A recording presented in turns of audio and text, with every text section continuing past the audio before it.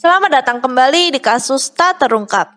Jika kau penyuka wisata horor, tempat kejadian pembunuhan ini dapat kamu masukkan dalam list destinasi yang akan kamu kunjungi setelah wabah corona mereda.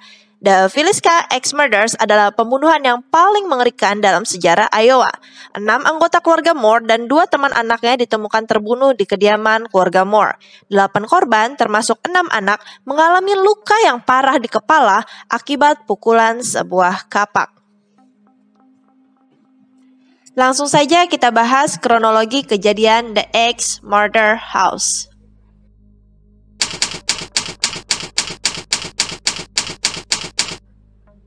Keluarga Moore terdiri dari kepala keluarga Josiah B. Moore, 43 tahun, istrinya Sarah Moore, 39 tahun, dan keempat anak mereka, Herman Montgomery, 11 tahun, Mary Catherine, 10 tahun, Arthur Boyd, 7 tahun, dan Paul Vernon, 5 tahun.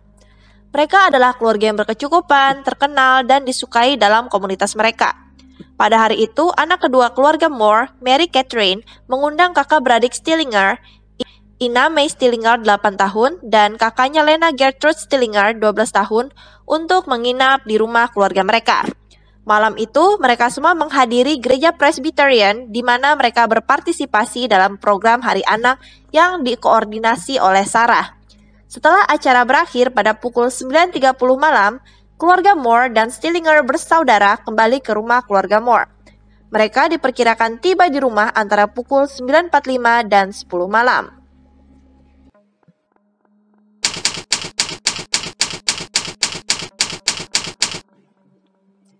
Pada pukul 7 pagi, Mary Peckham, tetangga Moore, merasa aneh karena dia tidak melihat keluarga Moore melakukan aktivitas pagi mereka. Rumah yang biasa dipenuhi oleh suara anak-anak itu tiba-tiba terlihat sepi seperti tak berpenghuni. Peckham mengetuk pintu keluarga Moore, namun tidak ada yang menjawab. Dia mencoba membuka pintu dan menemukan bahwa pintunya terkunci. Pada masa itu, tidak biasanya sebuah keluarga mengunci pintu rumah mereka karena tingginya kepercayaan antar tetangga dan keamanan, terutama pada sebuah desa kecil. Peckham kemudian melepaskan ayam peliharaan keluarga Moore dan menelepon Ross Moore, saudara laki-laki Josiah, untuk mengabarkan keanehan ini. Sama seperti Peckham, Ross Moore tidak menerima tanggapan ketika dia mengetuk pintu dan berteriak di depan pintu rumah saudaranya itu. Ross lalu membuka pintu dengan kunci cadangan yang dimilikinya. Sementara Peckham berdiri di beranda, Ross pergi ke ruang tamu yang terhubung dengan kamar tidur tamu. Di situ ia menemukan tubuh Ina dan Lena Stillinger. Ross segera keluar dari rumah dan memberitahu Peckham untuk menelepon Hank Horton, petugas keamanan utama Villisca. Tak lama kemudian, Hank tiba di rumah itu dan langsung menyisir seluruh bagiannya. Ia mengatakan bahwa seluruh keluarga Moore dan 2 gadis Stillinger telah dipukul sampai mati. Senjata pembunuhannya adalah kapak milik Josiah sendiri yang ditemukan di ruang tamu di mana Stillinger bersaudara ditemukan. Para dokter menyimpulkan bahwa pembunuhan itu terjadi antara tengah malam hingga pukul 5 pagi. 2 puntung rokok yang ditemukan di loteng rumah menunjukkan bahwa si pembunuh dengan sabar menunggu di loteng sampai keluarga Moore dan Stillinger bersaudara tertidur. Kemungkinan pembunuh memasuki rumah saat mereka pergi ke gereja. Pembunuhan dimulai di kamar tidur utama tempat Josiah dan Sarah Moore sedang tidur. Josiah menerima lebih banyak pukulan daripada korban lainnya, sampai wajahnya telah terpotong sehingga matanya hilang. Pembunuh lalu menuju ke kamar anak-anak keluarga Moore yang berada di sebelah kamar utama. Herman, Mary Catherine, Arthur, dan Paul selanjutnya dipukul di kepala mereka. Setelah itu, si pembunuh kembali ke kamar tidur utama untuk melakukan lebih banyak pukulan pada Josiah dan Sarah. Pembunuh lalu menjatuhkan sepatu yang telah penuh dengan darah sebelum pindah ke lantai bawah menuju kamar tidur tamu dan membunuh Ina dan Lena. Pembunuh menggunakan sisi kapak yang tajam ketika membunuh Josiah, sementara ia menggunakan ujung tumpul kapak pada korban lainnya.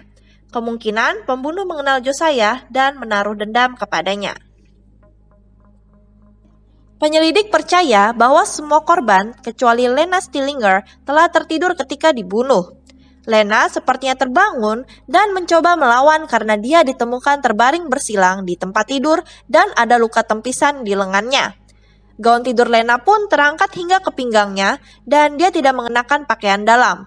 Hal ini mendasari spekulasi penegak hukum bahwa si pembunuh melakukan pelecehan seksual terhadap Lena atau berusaha melakukannya.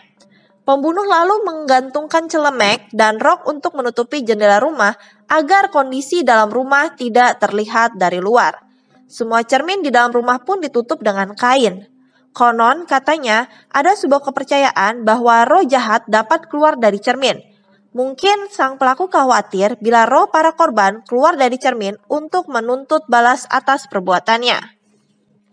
Pada 10 Juni 2013 yang lalu, seorang filmmaker, Stuart Wahlin, merilis sebuah film dokumenter bertajuk The X-Men Enigma, The Real Life Inspiration Behind Slay Utterly, untuk memperingati 101 tahun kasus pembantaian ini. Rumah Villisca X Murder ini telah beberapa kali berpindah kepemilikan, hingga terakhir dibeli oleh seorang pemilik museum lokal di wilayah tersebut bernama Darwin Lin pada tahun 1994 silam.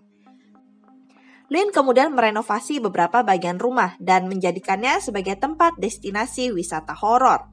Walaupun telah direnovasi di beberapa bagian rumah dan pemiliknya telah mengganti beberapa perabot dengan replika, namun tetap saja rumah ini masih terasa menyeramkan. Kapak yang digunakan untuk membunuh tersimpan di sebuah museum. Jika kalian ingin berwisata horor ke The Villisca X Murder House, kalian perlu membayar biaya kunjungan sebesar $10 dan $400 jika kalian ingin menginap di rumah itu untuk merasakan sensasi mistis dan mencekam. Kalian juga dapat berziarah ke makam para korban yang berada di Villisca Cemetery, tak jauh dari lokasi The Villisca X Murder House. Jadi, apakah kalian berani berkunjung ke sana? Sekian cerita tentang The Villisca X Murder House. Aku akan menjelaskan para terduga pelaku dalam kasus ini pada video selanjutnya. Jangan lupa like, komen, dan subscribe channel aku supaya kamu tidak ketinggalan update dari kasus lainnya. Aku juga sangat berterima kasih jika kamu membagikan video ini kepada satu teman kamu yang menyukai cerita-cerita kasus tak terungkap. Sampai jumpa di video selanjutnya. Salam penyidik.